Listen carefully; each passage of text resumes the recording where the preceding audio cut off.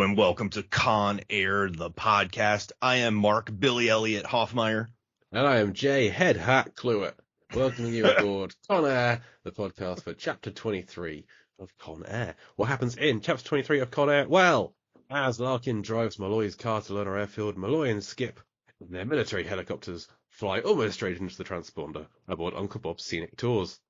Meanwhile, back on the jailbird, Poirot returns from putting Billy Bedlam to sleep and enjoys a pleasant conversation with Garland Green about history, aging, and headwear. Larkin arrives at Lunar Airfield and finds it eerily deserted. He stashes the car in a convenient garage and gallop dances across the forecourt to the watchtower. We need someone to help us talk about this chapter of Con Air, someone who asked for a Steve Buscemi chapter, a Garland Green chapter, and we've given him a great one. Joining us from Cinema Axis is Courtney Small. Courtney, welcome to the show. It is a pleasure to be here. Thank you for the invite. Happy to have And you.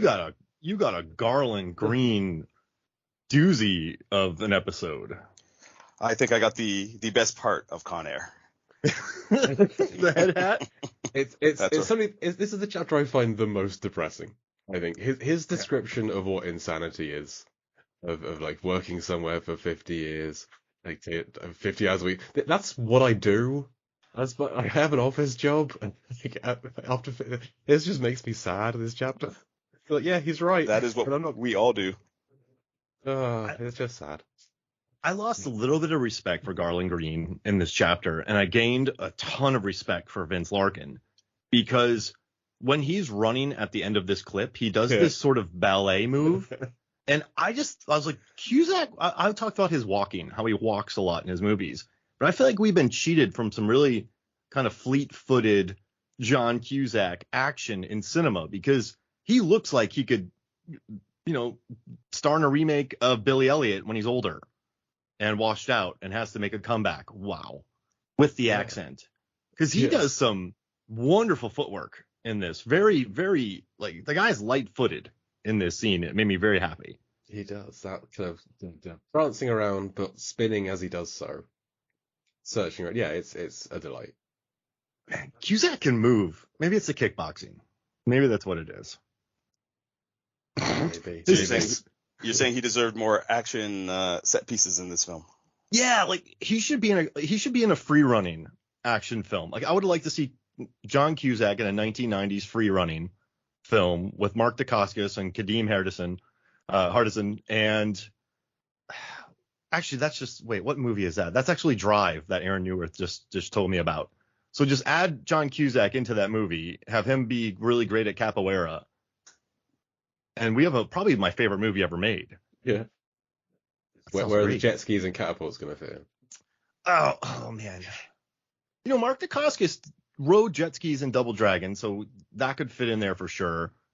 Catapults, I think it would have to be. Well, he's also a super soldier in it, Mark Dacascos, so he could build a homemade catapult that shoots Cusack in the air. So yeah, there we go. Just did it. Tied them all together. Sorted. Mark Dacascos is great, y'all, and I don't think he gets the love he deserves. Just want to put that out in the world, just for everyone to know. I agree with that. Right. I think he's one of those underrated action treasures. How happy were you to see him in John Wick Chapter 3 Parabellum? Oh, that guy. Okay, sorry, I didn't know who he was. Yes, and then he's also in a movie called Only the Strong, where he teaches a bunch of troubled youth capoeira, and then turns them into a gang to fight a rival gang who uses capoeira, like a real gang. So he basically weaponizes teenagers to become gang members. But yeah, it's a fun flick. Only the Strong. He was excellent in John Wick 3. I agree. Yeah, 0. I just had to watch the whole trilogy frame by frame, looking for action beats and headshots and stab wounds. So I'm very familiar with his work in that film right now. He's a beast. And he also had that brief run as the villain on Hawaii Five-0, the latest remake. Oh, really? He was kind of like one of those recurring bad guys that they could never quite get, and even when they thought they had him trapped, he always found ways to outsmart him, and he played it well. Again, it's Hawaii Five-0. It's you take it with a grain of salt, but he was actually quite good in it. It's one of those that's like, oh, I like that he's still working. Yeah, is he like the Moriarty of the Hawaii Five-0 world? Essentially, for a period he was that.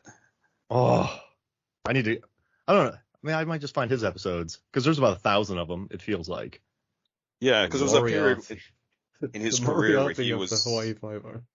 That's pretty Yeah. much his career was doing the Iron Chef stuff, and it was kind of like, oh, fine, you're getting paid, you're a TV host, but you're really good at acting. Like, so it was good to kind of see him get back to that, even if it was in Hawaii Five-O. Like, just seeing him use his tools and remind us how great he is.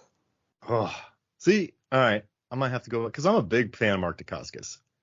So that's cool. Hawaii Five-O. That's a big syndication show. Make that money. Make those syndication dollars. Mm-hmm. Hey, so Courtney, when did you first watch Con Air, and how long has this movie been in your life? Like, did this change your life? Did it provide you with a pleasant distraction? What did Con Air do for you? So I'm gonna date myself, but I actually saw Con Air when it came out in the theaters. Nice. So I remember when it came out, and I have a weird history with this film. So I saw it in theaters and absolutely loved it. I got it on that ancient device known as VHS.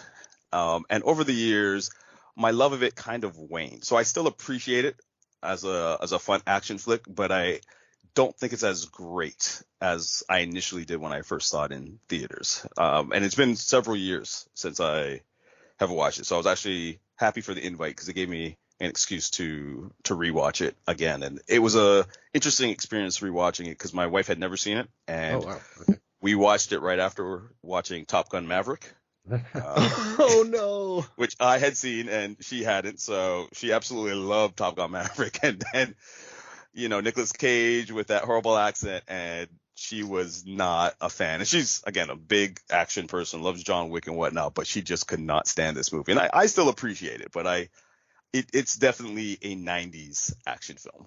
Oh man, what did she think about like beefed up, ripped Nick Cage? Was that like? I'm not saying like, oh yeah, Nick Cage, but for me, when I saw it in theaters, it blew my mind because he was the guarding test guy to me, and so like, was that any conversation about him just being like, I don't know, shredded? Was that no? For her, it was pretty much this accent's terrible.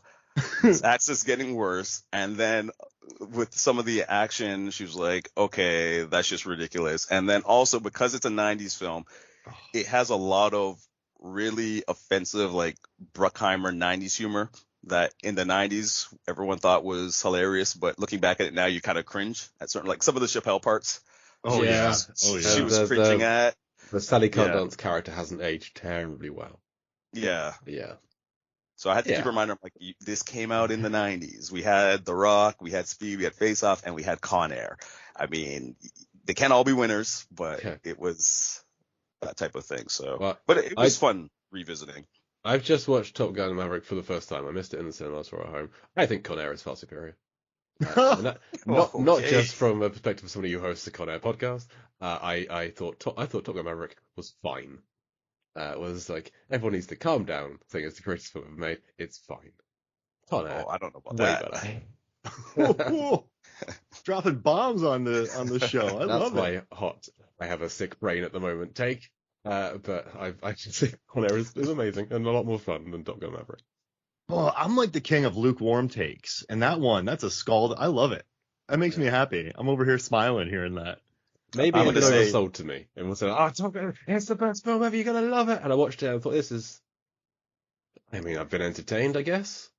I'm going to say that's the cold medication that you're taking talking, because I saw I'm not on any. Maybe that's the problem. Maybe, because I saw it in theaters and absolutely loved it, and I was kind of lukewarm on the original one. And then watching it again at home, I still found myself holding my breath at some of the fight sequences, even though I knew exactly what was going to happen next. So the fact that it still pulled me in, despite knowing everything that happened, Tom Cruise knows how to make good action movies. I think I felt like I knew exactly what was going to happen, despite not having seen it before. I wasn't ever in fear of any of the characters not making it out, shall we say. I kind of feel like that was the point.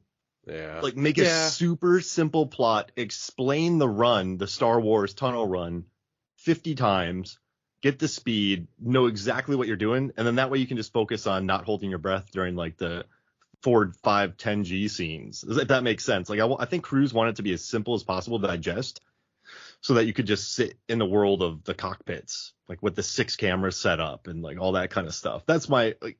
So I thought it was smart to keep it super simple. I'm not saying so, it's a bad film at all. Yeah. It is a good film. It was just not as it wasn't a. It was too much hype film. for you. Yes, maybe. It's not in my top 10 of the year, shall we say? That seems to be a rarity amongst film reviewers. I don't think it's in my top 10.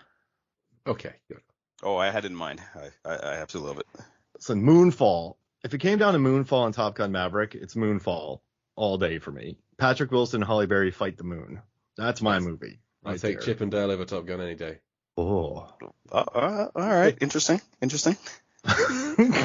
What about the Weird Al movie? That was fun. Liked it. That was fun. I liked it. Yeah. Radcliffe kind of found another level there, didn't he? Or not? Yeah, he did. It's something we haven't seen from him before, certainly. Yeah, I just enjoyed him. And it wasn't a farting jet ski in this one, wasn't. so I was kind of happy to watch Well, that. I was about to say, if you compare it to the Swiss Army Man, like, I mean, it's probably more tame, Radcliffe. Yeah. He's able to move in this one. Isn't Paul Dano like catapulting him all over the place? But okay, I have a question. So in this one, Garland Green, I want to know if y'all lost respect for him a little bit in this one, because in this one, Karen Poe has just gotten into a great crouch fight, a life or death fight with Billy Bedlam, kills him, comes upstairs, starts looking at his hands, kind of, what have I done? What have these hands done? And then Garland Green just unleashes this really unsolicited speech, and I feel like he's practiced it a little bit, and then he gets into semantics. And I feel like Garland Green, I never pictured him as that guy when you're in an argument with somebody and then you're like, you yell all the time. And like, I don't yell all the time. I don't yell some of the time. And then it becomes like an argument about wording rather than the actual like base of the argument. Yeah. Samantha. And it's just like, Garland, you know what he means, man. And then at the end, when he throws in the little hat thing, three states with the hat, like it just, I don't know. I completely forgot about this scene. And watching this again, it's very unsolicited. And then he's trying to like lecture him about being crazy, and it's all semantics. And it's, I don't know. It just felt like Green was being a little provocateur right there, and I didn't like that from him. Am I wrong? I think you're right. He does feel like someone who's impossible to argue with. I agree. Where you argue with a point, but then he spirals off into a different point with the semantics insanity. Sorry. I will never forget that he drove through three states wearing a little girl's head as a hat. That line. That's stuck with me since the first time I saw it. That's the defining line from this film. One girl, I drove through three states wearing her head as a hat. Getting that makes no sense to me. But I didn't lose any respect for him here, because I still see him as being the lunatic. Yeah, we had my friend Marcus on a few weeks ago talking about how like he seems like a normal guy. He hasn't killed anyone. And then you watch this scene, it's like, no, wait, he's a lunatic. He's a madman. Yeah, I don't know. What do you think, Courtney? I have a different take than you guys, because I see your point, but I found this scene actually really interesting, because I think it separates Garland from all the other criminals. Like, one of the things with Con Air is you've got this plane filled with all these diverse criminals, but in many ways they all kind of act the same. And I think this scene subtly makes Garland Green the worst of them all, because he's the worst of the worst. Exactly, he's the worst of the worst, and you see him come in and this whole Hannibal Lecter gag, what have you. But he's the worst type of killer because he's calm, and in many ways he's an intellectual, but not like Cyrus the Virus type of smarts. He's what makes Garland so fascinating is that he is the average guy. He is the calm one that will talk philosophy with you while still kill you. Like the whole head on the hat thing reminds you at the very end that, oh yeah, you're dealing with a deranged guy. But he, of all of them, he would not stand out in a crowd. He could go anywhere and you would never assume that he is a killer. And I think that's what is fascinating. And the whole idea of comparing the day job, which, most of us have, like I'm staring at a little plaque that says how many years I've been at my job, which is, kind of depressing once you hear his speech. And you're thinking about the aspect of life where you're working for somebody else, and at any point you can get cut. And if you're lucky not to get cut, you might end up in a retirement home. And he's comparing that to Dahmer and those guys and going, well, what's really insane? And I think what's fascinating about this scene is Cage is like, no, you're crazy, you're all insane. And Cage makes a reference to murdering 30 people. He goes, that's insane. Like the number 30 pops up a lot in this scene, and we can get into that in a bit. But he's like, well, is murdering 30 people insane, or is murdering one woman and wearing her hat insane? All right. And if you really think about it, he could have flipped that speech back at Cage's character and said, well, you're a military person. Isn't it insane, Poe, to go and kill based off of orders, kill people you've never met, and then for a country that won't honor you when you leave the service, that won't improve your life anyway. So there's a lot of different layers to this scene, and I think that's what I find fascinating. It also opens up another avenue, which we can maybe talk about, is how Garland is portrayed compared to Johnny 23. And I know you guys will be diving into Johnny 23 in other episodes in greater detail, but there's something fascinating about how Garland is this ruthless killer, but yet he's very much a simple man. But yet Johnny 23 is almost like hell on earth. The rapist Mexican is far more dangerous than the calm white guy who will drive with someone's head as a hat. I guess it's their actions, like, because the courts see Garland as being more dangerous because they put him in a cage, whereas they don't put Johnny 23 in a cage. Mm-hmm. But it's when everyone's on the plane, they kind of fear Garland, but they do release him. Whereas when Johnny 23 eventually gets kind of handcuffed to things, no one tries to release him, because Garland isn't trying to rape people on the plane. He's just trying to have a chat with people and freak them out that way, I guess. So it's how they're behaving. Yeah, but even the behavior is based off of what Poe deems as terrible. So he's seeing someone actively try and rape someone, which is bad. Agreed. And him and his buddy are going to do everything in their power to stop that guy. Whereas this guy is just sitting there. Everyone knows he's allegedly, the worst killer of all, but he hasn't really done anything. So Poe's just like, you're insane, but you're harmless. Like, no one ever really looks at Garland throughout the entire film. They release him and he's just kind of sitting there. He's not deemed a threat when really he is the worst of them all. And I think it's the fact that he can lull you into conversations about philosophy and life that you go, oh, well, he's just a little insane, but he's not as bad as all of these other guys who look, physically intimidating and also are showing you by their action that they're willing to kill whoever. No, I mean, that's a great point too. And do you think it's some part of maybe his, maybe sociopathic side where, I don't know, a lot of serial killers just blend in and you don't really notice them. So I guess that's just sort of his kind of, he's like a snake almost. He just sort of lures you in and then gets you. Like, he's not the barking dog, I guess. He's not I'm not gonna say pit bulls are bad, but yeah, I guess there's really nothing threatening to him on the surface. So if you just sit next to someone who's murdered 30 people, but he's just sort of chatting about, he's I don't more know. Khan than Shere Khan. Yeah, there we go. And I'm, saying that, Courtney, there's a deleted scene in this movie where he kills a guard. Like, he just has to get out of this system, so he murders a guard. And Cyrus the Virus goes, "Are you feeling better?" He's like, "Yeah, I feel better now." So I'm really glad that they kept that out then, because he would just be another one of the people on the plane. Exactly. He would definitely be more of a threat. Something they cut out of last week's chapter that I didn't realize we talked about the crash for last week. Garland in the script hears that Poe and Bedlam are fighting down in the hold, and he shuts the hold door on them so no one goes down to stop them. That's in the script, and it's not in the film. I kind of love it. I don't know why they put it in there, why they took it out, I don't know, but just that little detail of, he can hear the scuffle going on, and he just lets them carry on and doesn't want to be disturbed. He's got no skin in the game. They should have kept that in, right? That's a pretty slick move, because he just wants them. One goes, it might have been broken up had more people gone down there. Yeah, 2 men went down, 1 came up. And it he just also, replied like, "What weren't my fault?" He really garbles that. That wasn't. Yeah, I like didn't put on I like closed the whole captioning exchange. for that one. Yeah. I was gonna say it also sets up that previous scene even better, because one of the things I never understood was what caused Poe to go down there in the first place.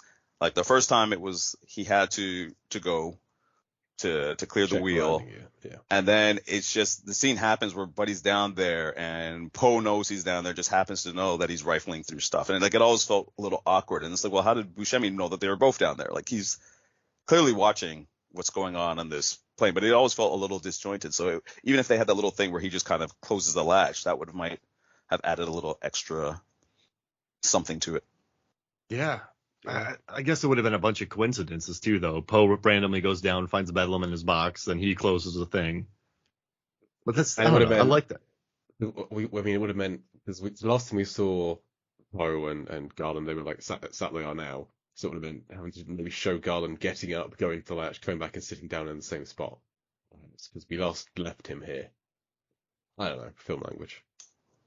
I didn't go to school for these things. I do love the "Oh hi, Garland." Like that's probably one of my favorite lines in the movie right there. Poe's just so tired of this guy. Gosh. So I don't know if you guys want to get into this as much as I do, but how do you wear someone's head as a hat? Do you tape it on? Do you put it on some other hat? Do you hollow it out? What are we talking here? All right, so head is like he didn't say skull. He didn't say. He said head, so it's implying like skin and hair still in place.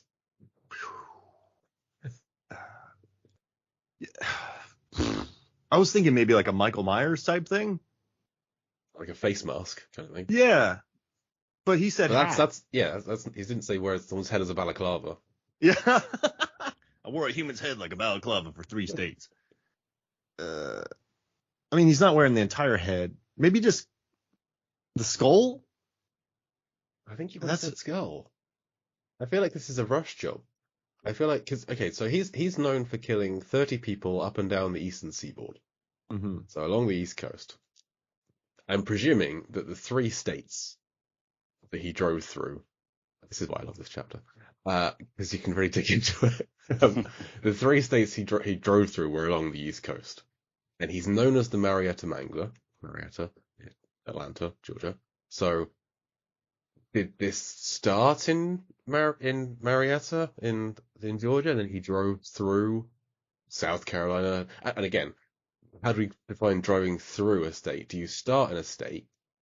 Start in a state and then leave it, so kind of driving through that state, or do you need to start and end a state? So is driving through 3 states with a head as a hat, does that include 5 states? Because you start in 1, end in 5, but drive through 2, 3, and 4. So you start in Georgia, drive through South Carolina, North Carolina, and Virginia, and then stop in Maryland. I've been thinking about this too much today. I mean, it'd be pretty easy to, because right above Georgia, you have North Carolina, then you get through Tennessee, then Kentucky pretty quick. Yeah. So he could do that in the course of 5-6 hours. But Tennessee and Kentucky, not on the East Coast. Yeah. He's driving up to the East Coast. So he only stayed on the East Coast. Is that what you're thinking? I mean, that's what he's known for. And he's known as the Marietta Mangler. Wearing someone's head as a hat feels like something he would be known for. So if he were to be named after anything, it would be the incident involving this. But then he's describing it to Cage as though it's a detail people don't know about. So I don't know. This could be entirely separate. This could be. I mean, he could have gone from Texas, that little panhandle of Oklahoma, and into Kansas, and like in the space of 20 minutes. That could be the 3 states. I don't know. Well, he said he drove through 3 states. Yeah. So I guess, I don't know. So I mean, Chattanooga to Fort Payne, that cuts through Atlanta to Corning. That's technically 3 states. That's not very far. I don't know. I don't know what you What do you think, Courtney? What do you see in your head? Well, I was trying to figure out how does he do that without anyone noticing. And I understand it's the 90s, so it's before cell phones, even though they had car phones. But someone would have had to see it. And even in terms of how he was wearing it as a head, I was thinking, and I had an image of Ollie the Rock. I can't remember which Dwayne Johnson movie, but there's what, like, you remember, I guess back in the olden days, how they used to wear animal pelt. So you'd have like you'd rip off the bottom that's jaw. Hercules. Hercules, yeah. So you rip off the bottom jaw, and Yeah. then I guess you have the rest of the skull and everything on top. So I figured, well, that's probably the best way that you would wear it to keep it. But at some point, someone would have to have seen you. Maybe he And go, scoots down in the seat so that their head looks at the right head level.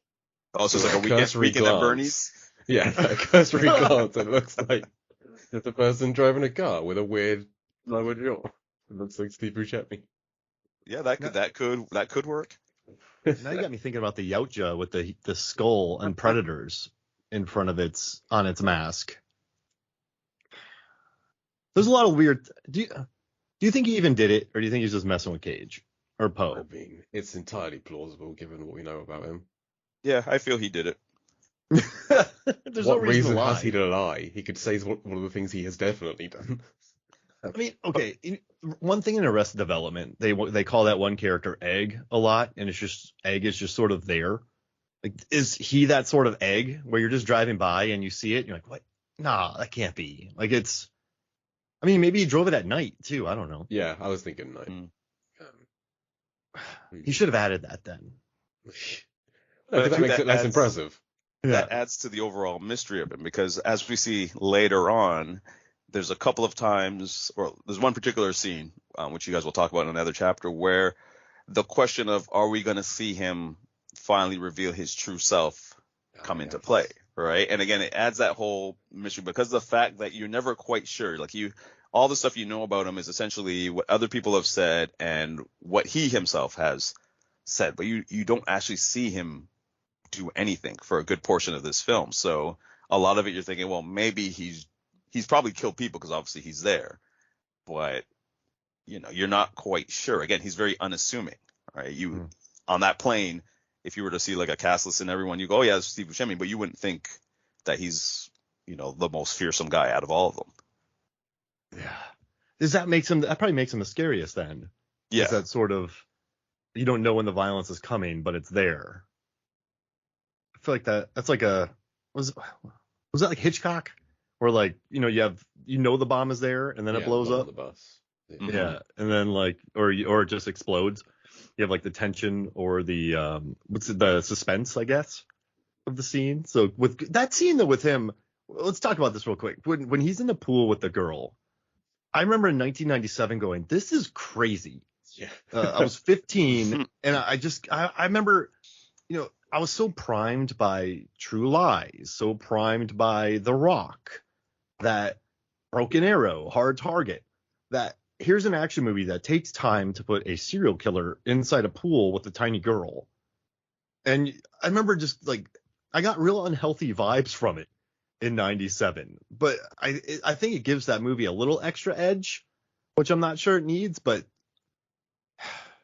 I don't know. I know we're talking about it eventually, Courtney, but how do you feel about that scene? It takes it to a very dark place. And even my wife was unsure what was going on. And after that scene, she was like, what happened? I'm like, just watch, just wait, because you do feel uncomfortable. I remember even back in the theaters going, oh, this film went really dark. It went from kind of silly action to, oh, this is really uncomfortable. Oh, yeah, these are all killers. We shouldn't be glorifying them.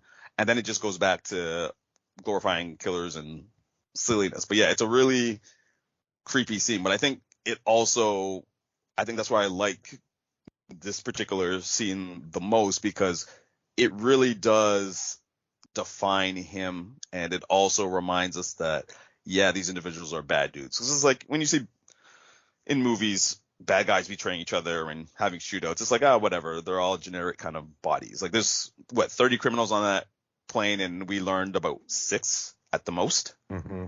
And the rest are just 18 left, if you're wondering. Yeah, there's just collateral damage. Whereas this guy, and I think Cyrus are the two that really stick with you. The rest are all just, I don't want to say walking stereotypes, but they kind of feel like just one note. Many don't get named. I think that's fine. Yeah. There is they all but one have a name that just most aren't said in the film, but one of them is literally unnamed Con. But the rest of them will have, or like old Con. Because like Diamond Dog, you learn he's black militant. So of course, he has that scene where it shows that, he's gonna kill those pig cops kind of thing. Like everyone's just very one note.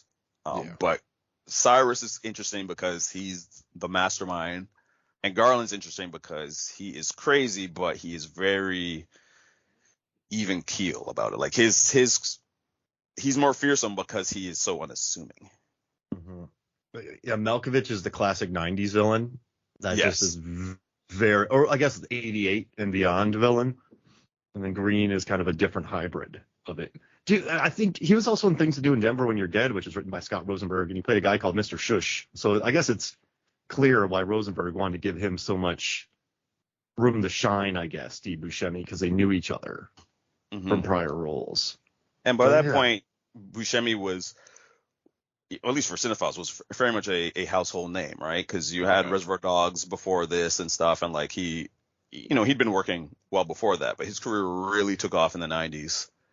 He was just that guy. Fargo is another example where, one of those great character actors that if he's in a film, especially if he's playing a villain or what have you, people are gonna wanna watch, right? So it was interesting in this film if you really think about the casting, because the Bruckheimer movies were always big action, big explosions, but then there would always be at least one or two actors in there, and then like someone who like Nick Cage who can bring people in, and then The Rock had him and Sean Connery, so Connery fans of a different generation are going to come, and Nick Cage fans are going to come, and this one, the cast is just phenomenal. A lot of them don't have much to do, but Ving Rhames, Chappelle, like they're all, even Cole Meany, they're all people you recognize and love from other things. Yeah. I mean, Chucking Cusack just driving around, dancing around. Exactly.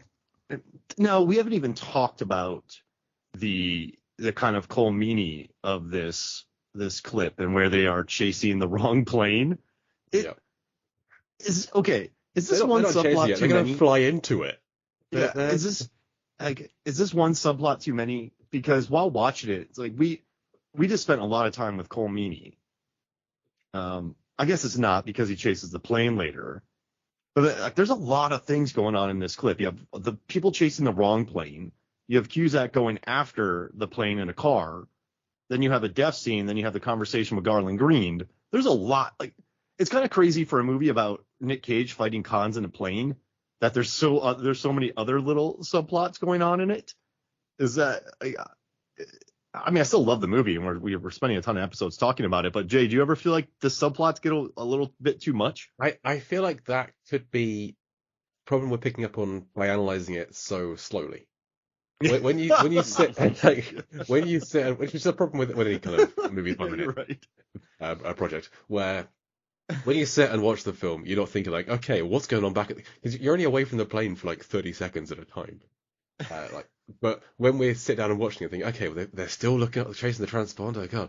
And if you read the script, they kind of bunch it all together. So in the script for this chapter, you have the conversation with Cindino in the cockpit. Like, isn't there some way of tracking these planes? What's the transponder?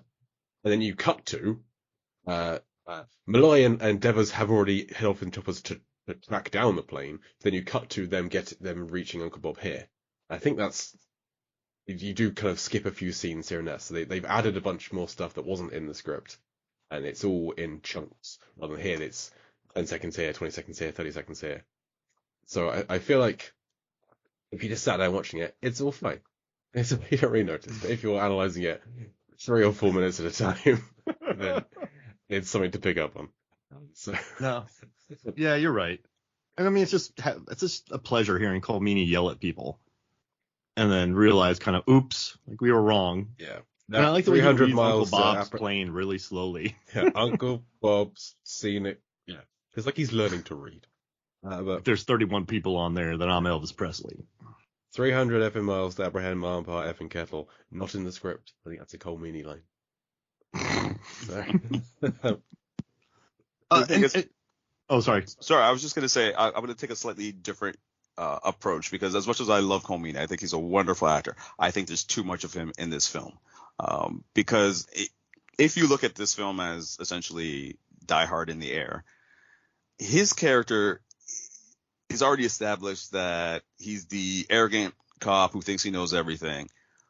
By time he goes in one direction, you don't even need him for most of this film, because he doesn't really offer much. You know, the scene where he finally I guess agrees with Cusack's character, it's Larkin, it's really not needed. So I understand you have to have the whole scene for the gag of the old lady waving from the plane, and haha, you guys have been following the wrong plane. But I didn't really think he was necessarily needed, because we've already established that Cusack's Larkin is the one who really understands what's going on, and he's got no support. So the minute he steals Malloy's car, I don't need Meany for the rest of this film. Like, I've got all I need. Have him come up at the very end and go, like, what happened to my car? And, you know, you could have a joke that way. But I just thought there was too many scenes with him in this film. I think we have had most of Malloy at this point. I think we do get, he arrives at the airfield to see his car get destroyed. You have to have that moment. And then he's there at the end. I think Malloy's work is mostly done. Actually, there are a few shots of like, come on, we gotta get there, come on. Where, like, you don't need to get there, it's fine. We know you're on your way, it's fine. But we did have a lot of scenes of him and Cusack arguing. And they were fun to start with, but after a while I was like, this again. So yeah, I do kind of agree, and I love him in this. This is the first thing I ever saw Colmini in, I'm pretty sure. And I love everything about his character, but yeah, he's in it more than he maybe needs to be. I would agree with that. But I think you're right. I don't think I would have ever noticed this had I not been analyzing this for so many chapters and kind of looking for things to chat about in each of the 3 minutes. But yeah, I mean, I guess if you kept Nick Cage on the plane, just had Cusack, then you could maybe focus on the other characters on the plane and then build them up a little bit more.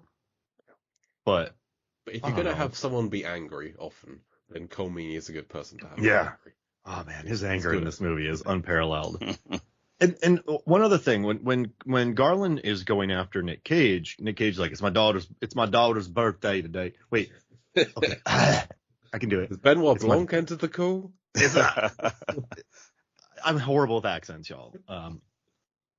It's my daughter's birthday. I can't do it. I say. But yeah, it's. He brings up his daughter, and then I started thinking about Dad Nick Cage and all of his movies, and I just watched The Old Way with Nick Cage, the new Nick Cage Western, and his children have horrible, like, he goes to jail in Con Air. In let's see, A Score to Settle, his son, he goes to jail and his son gets hooked on drugs, and Knowing the World Ends, and Kick Ass, he trains a girl to be a hit girl, a massive killer, then he gets burnt. And Trespass, he gets his family gets attacked, and Pay the Ghost, his son goes missing, and Mom and Daddy tries to kill his kids. Yeah. Like Raising Arizona, he kidnaps kids. Colorado Space, I don't even want to get into what happens to his kids. So it's like Nick Cage in movies, aside from maybe like World Trade Center, and then I know Weatherman, and well, The Family Man, he goes and he's unhappy with his family, and then he goes with the family. But it's Dad. What do y'all think about Dad Nick Cage in movies? Do you think he's a believable dad? I mean, I know he doesn't spend much time with his daughter in this, but it seems like every time he's in a movie with kids, bad things happen. It's interesting because I was just thinking about Face Off. Yeah. And how he basically sacrifices his kid to try and get away at one point. I had never thought about his relationship to children and the different roles that he plays, because when I think of Dad Nick Cage, I think of Family Man, and I think of, like, was it Astro Boy, where he plays the doctor. But yeah, he does actually. Now that you raise it, he has a horrible track record. Isn't his partner pregnant in The Rock as well? Or am I merging that with Con Air? Yeah, she is, right? I think so. Yeah. So that's an unborn child, but still in there at some point. Isn't he kind of annoyed by it too? I mean, I would be. Yeah, and then Inconceivable, his family gets attacked by a stalker. In Frozen Ground, he has a kid and he hunts after John Cusack, who's a serial killer. Like, Guys, like Dad Cage is not very good. Like I just feel bad for his kids in these movies. So I know it's kind of a tangent, but yeah, it just seems like bad things always happen to his poor kids. It's like Cage. Yeah. Even his surrogate pig, the truffle pig, gets Yeah. has some stuff happen. I'm not gonna spoil it because it's a great movie, but you know. I feel that's- like that's- his character in Willy's Wonderland has left a few kids without a dad along the path. Oh yeah. yeah. Yeah. He's a very virile man in Willy's Even Wonderland. the Croods, his kids can't stand him because Yeah. he's overbearing and stuff. Yeah. Dad But Cage is bad. he's trying to do his best in that one. He's trying to look out for them. He's just wrong. He trains a murderer in Kick-Ass. This is true. Just- Yeah. And then I don't know if y'all seen Mom and Dad. It's directed by the guys who Yes, did it's Crank. great. So just imagine that. But yeah, he's just trying to murder his children. Yeah. It's a fun film. It's a very fun film.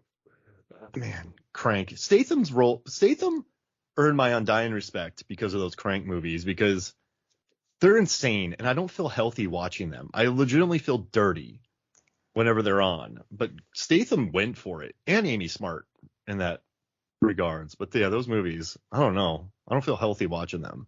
See, wasn't- I'm not a fan of those movies, but I appreciate their impact on the action genre moving forward, and how a lot more action scenes were far more kinetic than, like, even thinking of this film, you know, back in the 90s, this was, you know, wow, what a big action film. But when you really look at some of the action, you're kind of like, it's not really as thrilling as you think. But again, because we're now into a more kinetic, faster speed, you know, an explosion is not just a plane crashing into a thing. It's like a plane crashing into a car, which flips into a bus, which nearly misses a child. Like, you know, it's just everything has become a lot more hyper.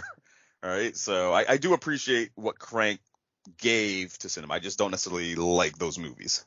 Yeah, that makes. I don't feel healthy watching them. But like, you know, even with the GoPros they used, and weren't Brian, Neveldine, and Taylor, they were stunt men before they started directing. And then we get the John Wick movies, and a lot of stunt, like one of the guys who directed Extraction was a stunt coordinator for a long time. The guy who directed Day Shift, J.J. Perry, was a stunt guy.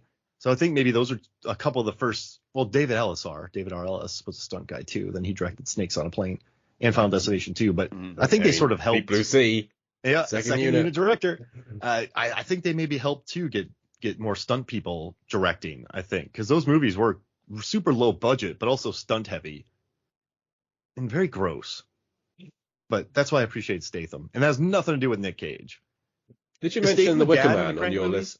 list? Did you mention the Wicker Man on your list of Cage dad movies? 'Cause, Well, don't they Did he trick have a him child because in he's that one? not, right? well, yeah, it's a spoiler for a terrible movie, but the missing child being his is part of his motivation, at least. So whether it's true or not, it's in his mind it's true. So he thinks he's a dad and still does everything he does in that film. Yeah, and he's still just running around punching people. I have a question. So he wears the bear outfit, and he basically has a bear as a hat. Could Garland Green have an entire skin human outfit and sort of wear the head like that? I ran across a whole island with a bear as a hat. I actually tracked how far he ran in that bear suit, and it was 1.1 miles. Just to let everyone know. Sounds right. That almost drove me insane working on that one too. That was a tough video. For sure. And then one more question for y'all. Jay, you and Courtney decide to meet up and drive cross country. Now you're gonna start in Marietta. It's not totally cross country, like you're not starting in Maine, but you're gonna start in Marietta and you're gonna work your way to Vegas to kind of do the Con Air route. You know, check out everything on the way to that they talked about in the filming. During this, you're lost somewhere deep, no one's around. Who would you rather come across with? Michael Myers making his Illinois to California drive from Halloween H2O, or Garland Green wearing someone's head? I think I would rather come across Michael Myers, because knowing what I know he has a destination in mind, whereas Garland is just clocking up numbers.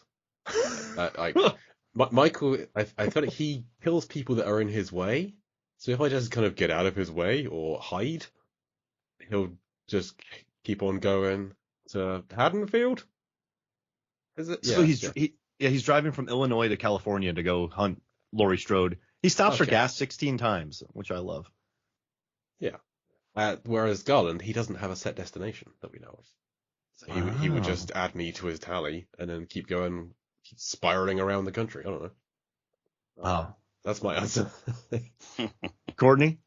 I have to go Myers, and I think because Garland immediately announces that you're in a very bad and dangerous situation, whereas Mike Myers, there's always in those films. I love when like people are like, "Oh, why is this big hulking guy wearing this strange mask?" Even though we know, especially in this town, there's been a whole bunch of murders by a guy wearing a strange mask, but people are a little. He may be dangerous, he might not be. Whereas Garland, when you see that head, you're like, okay, I need to turn the other way. We're not even going to stop to question anything. Mm-hmm. No, you're right. Because Michael Myers doesn't kill that woman and her daughter at the rest stop. He just takes her keys and steals the car because he doesn't know how to fix a flat tire. So he's not out there just straight killing. But Garland Green is just popping up the body count and wearing a head.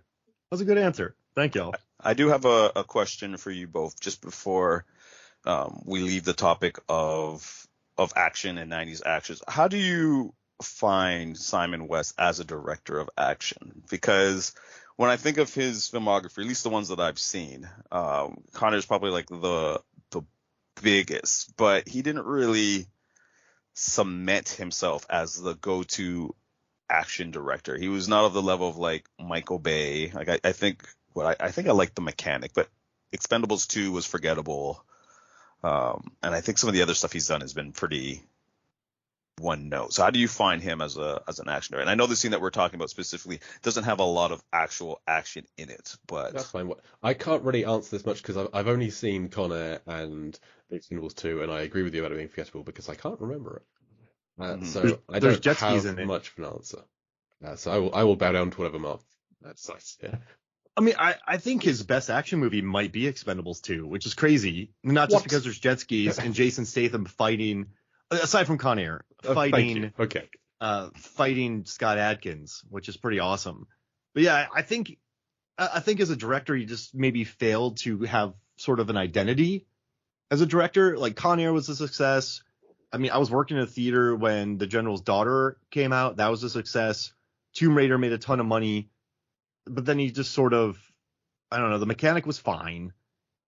He did When the Stranger Calls. That was like the horror remake craze. He just couldn't find work there for a little bit. That didn't do too well. And then I think between Stolen, Wild Card, Skyfire, he just, I don't know if he gave enough as a director to be like Michael Bay ran things like a general, and he can move. Like he shot Ambulance in 35 days. He just moves things. He has a very kinetic vibe to him. When you look at Face Off, the other Nick Cage part of like the Beige Volvo or the Prison Trilogy, like he's such an auteur, and I think he was able to keep going. And even Rennie Harlan, I think, had such a long career because he could bounce between genres. He was cool with horror. He was good with like low budget films. He knew how to blow things up, good set pieces. I think Simon West is really good, but I think with this movie he had Bruckheimer with him. I just think he was really. They helped kind of carry him on this movie, whereas the rest of his films just don't have as much of an identity, maybe to keep him working or to be an elite action director, if that makes sense. No, it does. This movie, and the reason why I ask is that for me, this movie feels very much a Bruckheimer production. Like, yeah. I had to, when it started and was like directed by Simon, I was like, oh, I forgot he directed this, because in my mind, I'm thinking this was another Michael Bay film, right? Like it's Bruckheimer's stamp is all over it, but I don't really feel like Wes as a director. Like I'd forgot he did Lara Croft Tomb Raider, and again, there's nothing in Tomb Raider that would make me think, oh yeah, that's a Simon West type of film. Like there's certain directors of action movies where you really feel like it is their film in terms of how the story is or just the action set pieces, whereas this one is it just feels like, yeah, it's Bruckheimer paid whoever and got exactly what he wanted. And do you think? I think on this one, Simon West realized the cast he had, so then he didn't go too crazy with any of the like auteurish vibes because he knew exactly what it was. Mm-hmm. And I think with Tomb Raider, I had to watch it again for a video. And I think Jolie's pretty. I don't think Jolie gets enough credit for her action work in the 2000s. Kind of like I think she sort of helped pave the way for female-led action films in the early 2000s. I mean, there were people before her, but so I think he realized, just put the camera on her and shoot it. So maybe he has kind of an unselfish vibe where he just knows what the movie is and shoots it. I don't think that's a way to keep you around long, I guess, in Hollywood, if that makes sense. Yeah, I think from when he had the Con Air screening last year at this point, for the 25th anniversary, when he was interviewed there, he did feel more like a problem-solving director rather than bringing his own stamp to it. Okay. Because like they had a bunch of things go wrong on the set, and a bunch of things didn't happen well, but he like worked his way around it and made a great film out of it, rather than bringing new things to the project. Whether that makes him more of a kind of workmanlike director, I don't know. But it resulted in one of my favorite films. So I'm not putting all that credit down to him. Yeah, it's a script, there is a cast and everything, but he's in there somewhere. And that's actually a pretty great point that you just said there, Jay, because he started in commercials and he started in music videos. And I worked on a bunch of music videos and commercials, and a lot of it's problem solving because, there's so many people with their voices being heard in commercials. You have the agency, you have the brand, you have the director, then the music videos, you have the label, you have the artist, the DP, like just there's so many different people. There's so many cooks in the kitchen. So he seems like he collaborates well and can fix problems on the day. If that makes, I keep saying if that makes sense a lot, but yeah, I think it does. On a lot of these shoots that I was on, you are just fixing problems all day. You pick the biggest problem that you have, you fix it, and then you run to the next one and you work on that. So yeah, maybe he was just really good at putting out fires, as opposed to being a kind of a creative auteurish guy like a John Woo, who is amazing. So. Yeah, I don't know. We haven't really talked about that much. That's a good question. Thank you. Yeah, it was just something I was thinking about, and I'll say I completely agree with you with Jolie not getting enough respect for her action movies, because the early 2000s, I guess all the way up to 2010, she had some really great action movies. Even stuff that I didn't like, she was great in it, and like the type of action sequences they put her in. Wanted, like Salt was an event film. It was.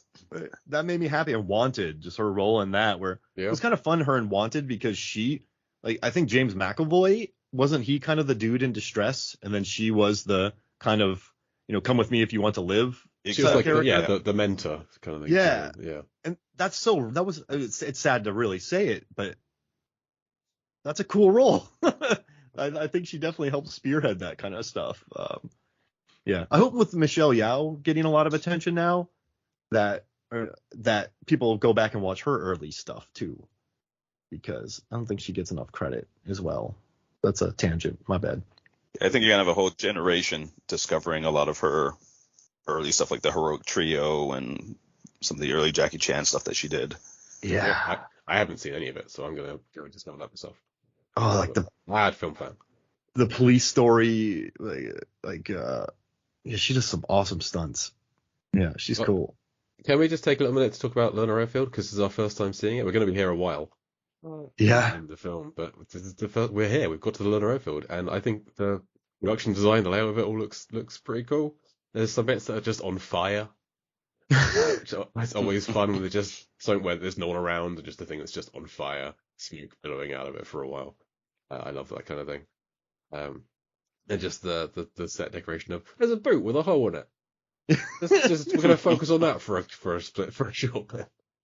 Yeah, at first I thought it was a rock. I'm like, no, that's a boot.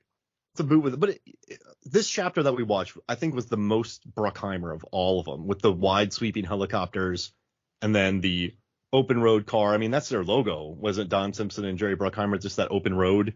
Oh yeah. Yeah. Then you have that, and then just the boneyard and the music, and I mean, it does do a good job of establishing at least the geography, so you know that there's the boneyard that he drove through. And since you've driven through it once already, that establishes some familiarity. So yeah, I mean, it's a good way to open up the scene and show that Cusack has a career in ballet. And the score is just people hitting random things.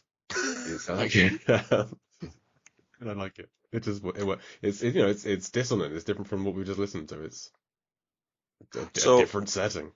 are we to expect that it was the trailer park nearby that set the three various fires that just happen to be there that no one's really paying attention to? Because when he's driving through the plane graveyard, essentially, there's a bit, you see smoke from something on fire there, and then as he's getting closer to the I guess the garage for the airfield, you see two separate piles of something on fire. Yep. So There's I'm something on assuming fire. it's just the locals that set it on fire and not the guy that was working there. Well, we do Two- find out Cindino's men have taken out some people. Ah. Oh, right. So maybe they were in cars that have now been very quickly reduced to ashes. Mhm. I don't know. These just, if you told me that those things were on fire, had been on fire for a month, and they're just a feature of Lerner is, oh yeah, that's the smoking car wreck. That's been here since '83. It's always there. Then okay, fine. Cyrus picked this place for a reason, I guess. But I can't explain why they're on fire here. It's like the Key and Peele Les Miserables sketch. Is the city on fire? It's like it's just burning. People love it. It's just burning. I like what you said. The fire's been going for 3 years and just no one notices it anymore. So yeah, I guess Yeah. I just feel like there's permanent fires. Yeah. There, Just permanent fires. and the neighbors just keep it going. I mean, it seems like there's a lot of junk. Let's keep it going. But it's tradition. The car wreck must keep burning. It's a sacrifice to the gods. We must keep it stacked high with old tires. Wicker Man 2. And it is a Yeah. pretty desolate place if you think about it. Like, I was shocked when they even had the trailer park nearby, because it's like, well, what are you living off of? Like, to get food supplies, you would probably have to drive really far out, because it doesn't look like there's anything else around. There's a tin of except for- chicken feet and onions in there. That's enough to sustain someone Yeah, for I guess so. no I guess time so. at all. Because there's like a gas station, so yeah, I guess Yeah. you could get some stuff from there. I mean, like survivalists, like get off my lawn. So they went out to the middle of nowhere. Yeah, this is a Tremors town. Perfection. Oh, where is this? This is A Nevada, Tremors isn't it? town? Kevin Yeah, this Bacon? You're saying Kevin yeah. Bacon could have been nearby.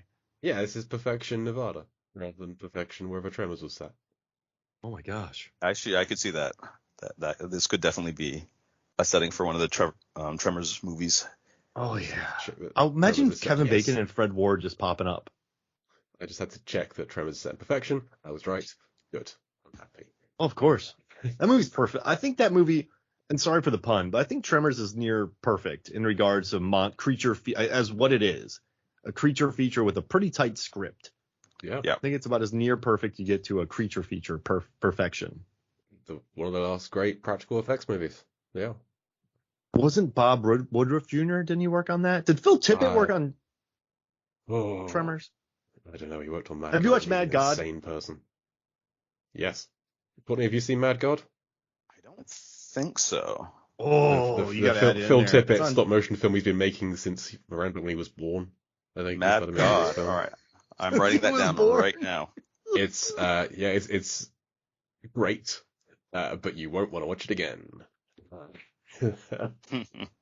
Oh, that makes me so happy. He was working on since he was born. I mean, maybe. Who knows? He's a long time he was making that film. Oh, he worked on Willow. All right. Sorry, I just totally zoned No out. worries. But any final thoughts about this chapter? Yeah, cool. Or the film as a whole, anything we haven't got to, or that you missed in a previous chapter? No, I really like this particular chapter just because I think you get a lot more interesting character development for Garland.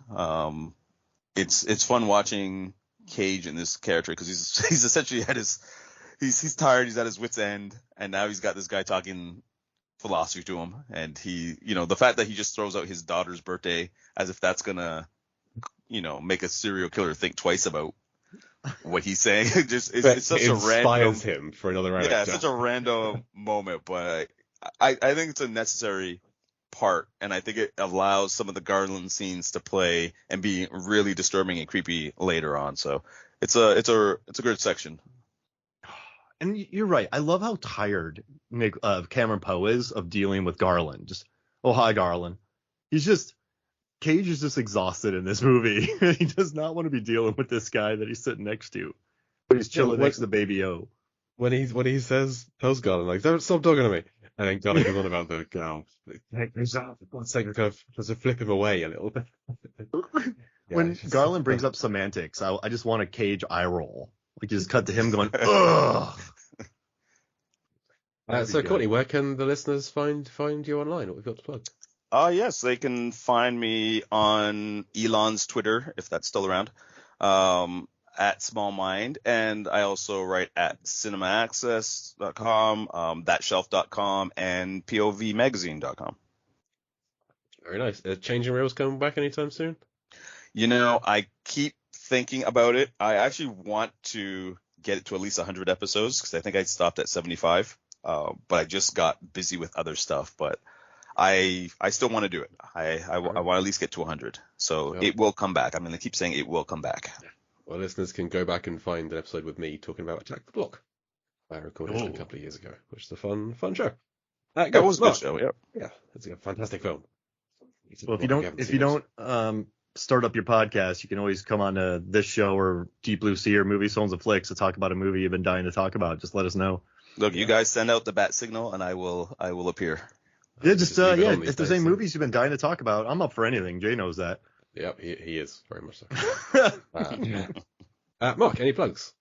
Yeah, just Movies, Films, and Flicks, Movies, Films on FLX. Go listen to that. Go to the website. The podcast was just #1 in Belgium and Trinidad and Tobago and Gambia. So that's pretty cool. We're building a worldwide audience over there. And let's see. Go to Rotten Tomatoes, watch the Versus videos. We have a year-end one that's a lot of fun. I should have. Well, yeah, I got a new. If you go to Fandom, by the numbers episodes, I should have a new one coming out pretty soon about Dragon Ball Z. And I had something else, but I don't even remember. Oh, I'm writing an Animal Farm? Is that the name of it? No. What's it called? What's the video game that's really popular where you buy a house? Well, Animal Crossing. Yeah, I should have an Animal Crossing episode out for the film theaters in about a month or two. Very different. Yeah, I knew nothing about that world, and I had to write the inflation from Tom Nook and how much he's charging per house as opposed to real world costs.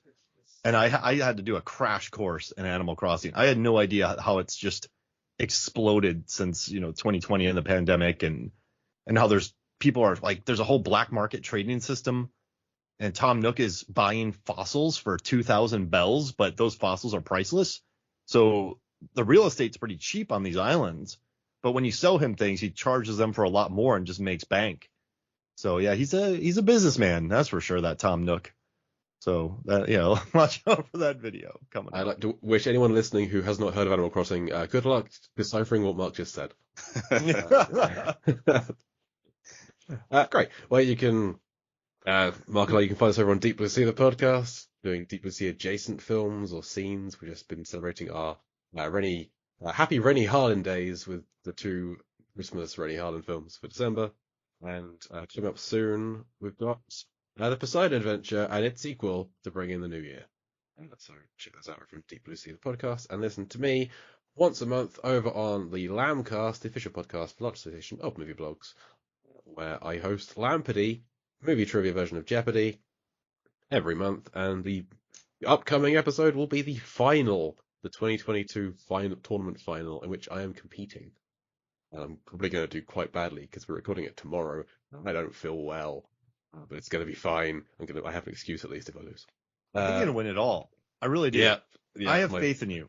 Okay, I'm fine. You can get very sweaty and you're going to win it all. I've got some stiff competition. We'll see how it goes. And Courtney doesn't know it yet, but he's going to play next year. Okay then. Got to start studying. And I was a guest on the Lambcast to talk about Glass Onion recently, one of my favourite films of 2022. Glass Onion, a good film. Great. Work. Yes, great everything work, I think. Wonderful film. Anyway, so that will do it for Con Air Chapter 23. Thank you very much to our guest Courtney Small for joining us. Thank you for having me. I've been Jay Cluett. And I'm Mark Hoffmeyer. Come back next week or the bunny gets it. Sigh. Anara